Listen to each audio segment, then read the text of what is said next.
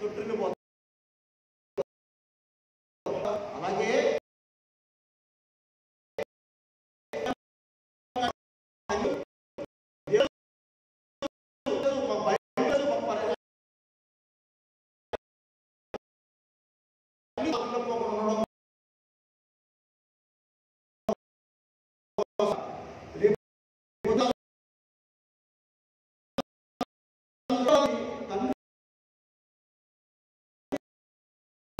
అప్పుడు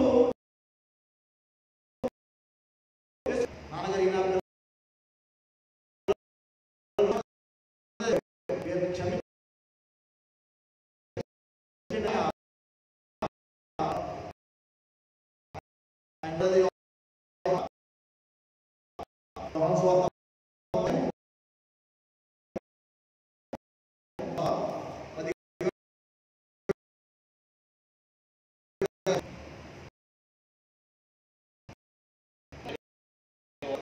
నేను ప్రార్థన చేయించున్నాను.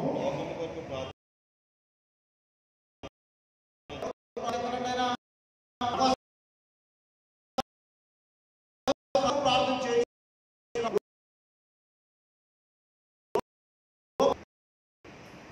అర్థమవుతుందా?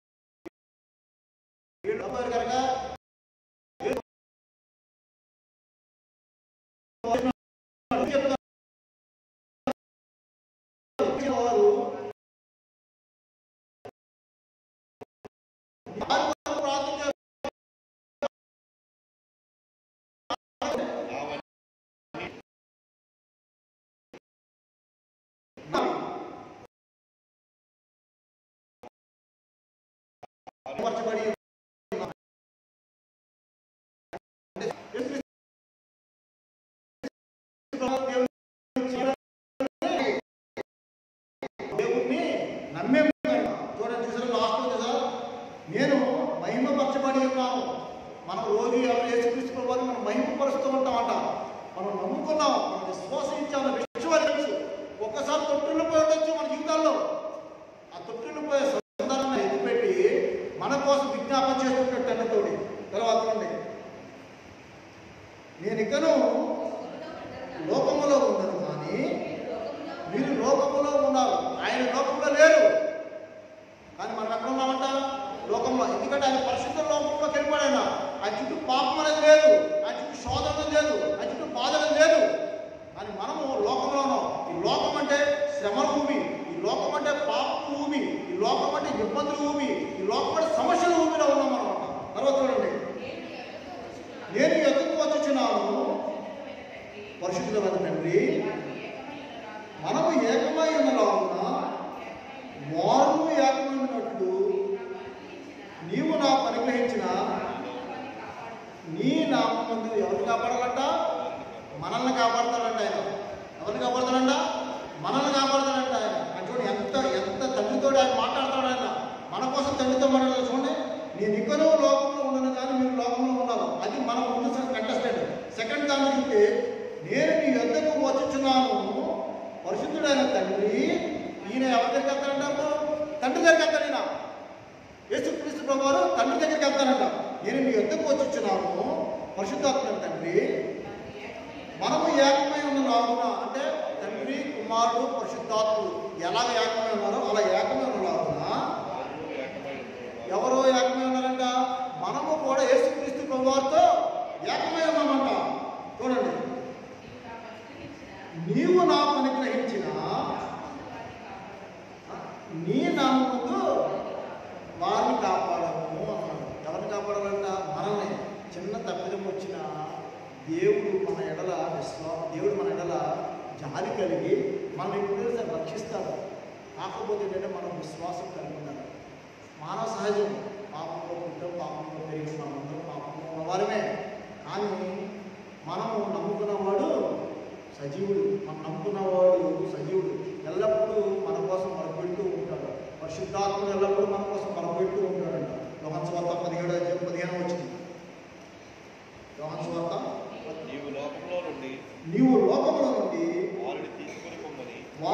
తీసుకొని పొమ్మని నేను ప్రార్థించడం లేదు కానీ దుష్టుడి నుండి వారిని కాపాడమని దేవుడు అంటే మన కోసం ప్రార్థన చేస్తాడు. దేవుడు ఏమన్నాడంట, వీడు లోపల తీసే ప్రార్థన చేయలేదు దేవుడు. వీడు పాప కష్టపడుతున్నారు, ఇక్కడ ఇబ్బంది పడుతున్నారు, ప్రభావ మనం తీసుకెళ్ళిపోదాం ఏమి అని చెప్పేసి దేవుడు అనట్లేదంట. దేవుడు ఏమో ప్రార్థించంట, సాతాను ఇబ్బందుల నుంచి వీళ్ళని కాపాడమని మన కోసం తండ్రికి విజ్ఞాపన చేస్తాడంట. చూసారా, వారిని కాపాడమని ప్రార్థించున్నాడు. ఎవరి ద్వారా కాపాడు, ఎక్కడి నుంచి కాపాడమని నేను ప్రార్థించలేదు కానీ దుష్టుడి నుండి వారిని కాపాడమని, దుష్టుడి నుండి మనల్ని కాపాడమని ఆయన మన కోసం ప్రార్థన చేస్తున్నాడు. చూడండి, అది రోమిలకు రాసిన పత్రిక 8వ అధ్యాయము 14, 15, 16 వచనం చూడండి. రోమిలకు రాసిన పత్రిక 8వ అధ్యాయము 14, 15, 16 వచనం. దేవుని ఆత్మ చేత ఎందరు నడిపింపబడుతుందో వారందరూ ఎవరవుతారంట, దేవుని కుమారులు. దేవుని చేత మనం ఎంతమంది అయితే నడిపింపబడతామో మనమందరం దేవుని పిల్లలం అంట. చూడండి, మన పిల్లడు తప్పు చేశాడని మనకు తెలుసు. టీచర్ పిలుస్తారు, మనకు స్కూల్కి పిలుస్తారు, కానీ మనం వెళ్ళి అక్కడికి వెళ్ళిన మన పిల్లలు తింటాం. ఏమని అడుగుతాం, సార్ ఈసారి క్షమించండి, ఈసారి తప్పు చెప్పిన మేము చూస్తాం, మా పిల్లలు మేము కంట్రోల్ చేస్తామండి, ఒకసారికి ఆయన ఏమన్నా క్షమించడం మనం ఎలా అడుగుతామో దేవుడు కూడా పరిశుద్ధ పరలోక పట్టణంలో మన కోసం అలా విజ్ఞాపన చేస్తూ ఉంటాడంట. వీరిని ఒకసారి నీ నామంలో వారు నన్ను సృష్టించారు, వీళ్ళందరూ నన్ను గణపరిచారు, నన్ను భయపరిచారు, నన్ను నమ్ముకున్నారు, వీరిని దయచేసి వీరిని క్షమించి వీరిని రక్షించమని కుమారుడు తండ్రి దగ్గర విజ్ఞాపన చేస్తూ ఉంటాడు. అలాగే దేవుని ఆత్మ చేత ఎంతమంది అయితే నడిపించబడతారో వారందరూ దేవుని కుమారులు అయ్యిందరు. తర్వాత ఎలాగనగా మరలా భయపడటకు ఏ ఆత్మ పొందలేదంట, దాసత్వ ఆత్మ ఏంటండి, పనివాళ్ళ ఆత్మ కాదు మంది. మనము పనివాళ్ళం కాదు, కుమారులము. పనివాళ్ళను కూడా నేను తప్పు చేస్తాం, మనం ఖండిస్తాం, తిడతాం, శిక్షిస్తాం, ఏదో చేస్తాం. కుమారుడు ఖండించాం, శిక్షిస్తాం, ప్రేమగా చెప్తాం, మన కాదు, కరెక్ట్ కాదు, రాంగ్, ఇలా చేయండి, ఇలా చేయకూడదని చెప్పి మన కుమారుని ఆత్మ జరుగుతున్నామంట. తర్వాత దత్తపుత్ర ఆత్మను పొందితిమి, ఏమని మొరపెడతామంట, అబ్బా తండ్రి అని మొరపెడుతున్నామంట. అబ్బా అంటే నానా అర్థం.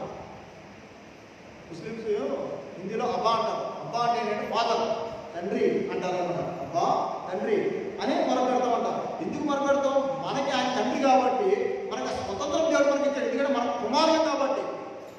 అదే పనివాడు మమ్మల్ని అమ్మానాన్ని పిలిచి నాకు అన్నం పెట్టి లోపలికి వెళ్ళగలరా, నేను వెళ్ళినట్టు, నేను కుమారుని, పనివాడు.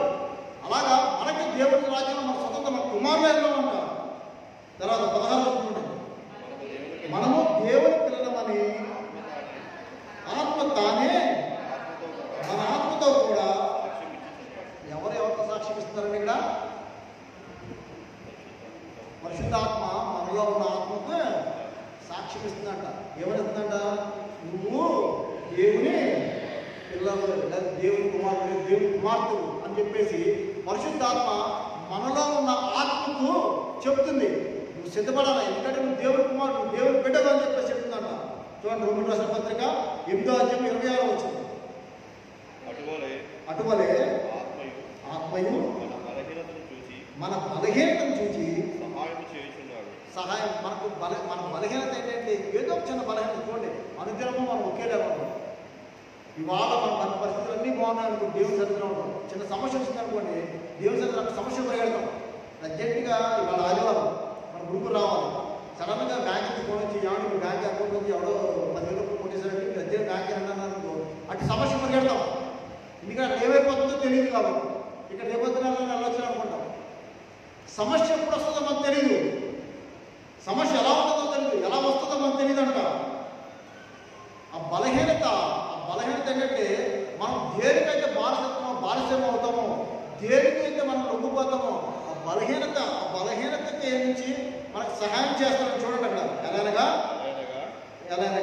మనం యుక్తముగా ఎలాగో ప్రార్థన చేయవలెనో మనకు తెలియదు కానీ ఉచ్చరింప సత్యము కానీ మూలుగులతో ఆ ఆత్మ తానే మన పక్షమున విజ్ఞాపన చేయుచున్నాడు. మనకు రాను కూడా రాదు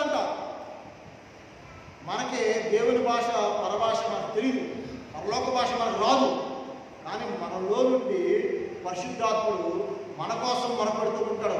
మూలుగులా ఉంటుందని మునుగుతున్నట్టు అనిపిస్తాం మనం, మురకొండొచ్చు, మురుగు ఉండొచ్చు, ఏదైనా ఉండొచ్చు. పరిశుద్ధాత్మ మన కోసం మొరపెడుతూ ఉంటాడంట. రోమిల రాసిన పత్రిక 8:27 చూడండి సార్. నెక్స్ట్, మరియు హృదయములను పరిశోధించువాడు ఆత్మ యొక్క మనసు ఏదో ఎరుగును. ఏంటంటే ఎవరి మనసు అంట? ఆత్మ యొక్క మనసు ఏదో మనకు